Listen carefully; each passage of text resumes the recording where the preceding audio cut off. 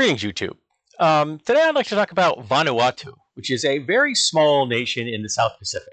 It is comprised of 80 islands and has just over 300,000 people. Not a big place. That's less than the population of my state of New Hampshire. It's considerably less, like a quarter of the population of my state. Oh, Moonpie does not wish to stay here while I'm filming a video.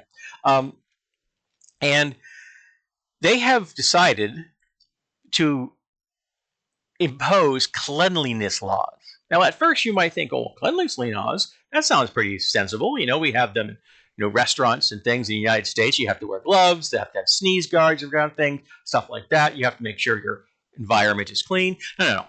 These cleanliness laws involve telling women who are menstruating, you can't make food. In the year 2025.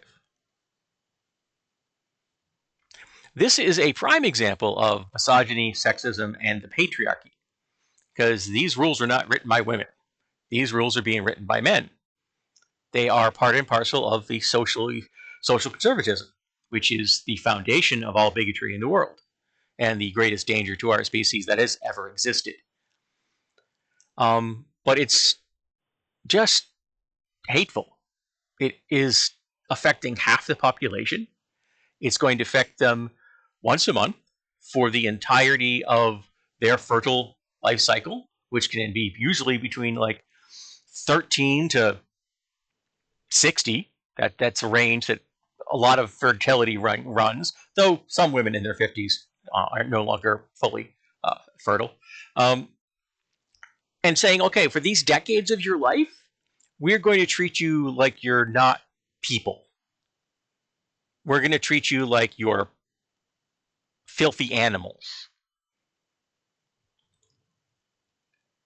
And I don't think I had any preconceptions that a small nation that has a by and large conservative environment was going to not do something like this. And I have heard of the nation of Vanuatu. Couldn't have told you how big it was or how many islands it comprised prior to my reading a little article about it. I actually had to go look up the population. And the numbers were 308,000, but that was from 22, and they had a growth rate, so I'm thinking it's probably around 330 by now. It's just vile. There isn't really any way I could describe that in a more kind light. I guess shame on you, Vanuatu, for doing inhumane things to half of your population for a good chunk of their lives. This is something that needs to be struck down, and I think that international attention should be brought to bear. And I would like to see people just say, we're not going to trade with you until you get rid of this. But I know better than that, because there are so many men in so many countries that just hate women. And so they will at least silently support this kind of a behavior. Even while maybe wishing to impose it on their own nation.